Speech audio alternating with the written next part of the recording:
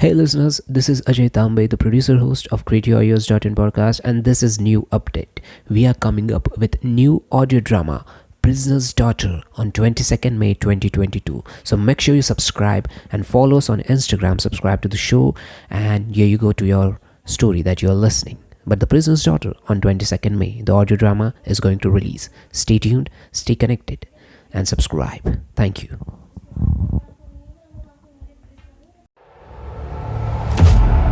Hey everyone, welcome to Canterville Chase. At 10:30, he heard the family going to bed. For some time, he was disturbed by wild shrieks. The Canterville ghost was disturbed by the wild shrieks of laughter from the twins, who, with the light-hearted gaiety of schoolboys, were evidently amusing themselves before they retired to rest. But at 11:15, all was still, and as midnight sounded, he sallied forth. The owl beat against the window panes, the raven croaked from the old yew tree, and the wind wandered moaning round the house like a lost soul. But the Otis family slept unconscious of their doom, and high above the rain and storm, he could hear the steady snowing of the minister for the United States. He stepped sleethily out of the wainscoting with an evil smile on his cruel, wrinkled mouth, and the moon hid her face in a cloud as he smiled on his cruel, wrinkled mouth. And the moon hid her face in a cloud as he stole past the great oriel window where his own arms and the house of his murdered wife were balsamed in azure and gold. On and on he glided like an evil shadow. The very darkness seemed to loathe him as he passed. Once he thought he heard something call and stopped, but it was only the baying of a dog from the red farm, and he went on, muttering strange 16th century curses, and ever and anon brandishing the rusty dagger in the midnight air. Finally, he reached the corner of the passage that led to luckless Washington's room. For a moment, he paused there, the wind blowing his long grey locks about his head and twisting into grotesque and fantastic form and nameless horror of the dead man's shirt. Then the clock struck the quarter, and he felt the time was come. He chuckled to himself and turned the corner, but no sooner had he done so than, with a piteous wail of terror, he fell back and hid his bare hands faced in his long bony hands. Right in front of him, was standing a horrible spectre, motionless as a graven image and monstrous as madman's hideous laughter seemed to have writhed its features into an internal grin. From the eyes streamed rays of scarlet light, mouth was a wide well of fire, and a hideous garment like to his own, swathed with its silent snows, a titan form. On its breast was a placard with strange writing in antique characters, some scroll of shame it seemed, some record of wild sins, some awful calendar of crime, and with its right hand it bore a float, a falchion of gleaming steel. Never having seen a ghost before, he naturally was terribly frightened. The Canterville ghost was terribly frightened, and after a second hasty glance at the awful phantom, he fled back to his room, tripping up in his long winding sheet as he sped down the corridor, and finally dropping the rusty dagger into the minister's jacket pockets, where it was found in the morning by the butler. Once in the privacy of his own apartment, he flung himself down on a small pallet bed and hid his face under the clothes. After a time, however, the brave old Canterville spirit asserted itself, and he determined to go and speak to the other ghost as soon as it was daylight. Accordingly, just as the dawn was touching the hills with silver, he returned towards the spot where he had first laid his eyes on the grisly phantom, feeling that, after all, two ghosts were better than one, and that by the aid of his new friend, he might safely grapple with the twins. On reaching the spot, however, a terrible sight met his gaze. Something had evidently happened to the Spectre, for the light entirely faded from its hollow eyes.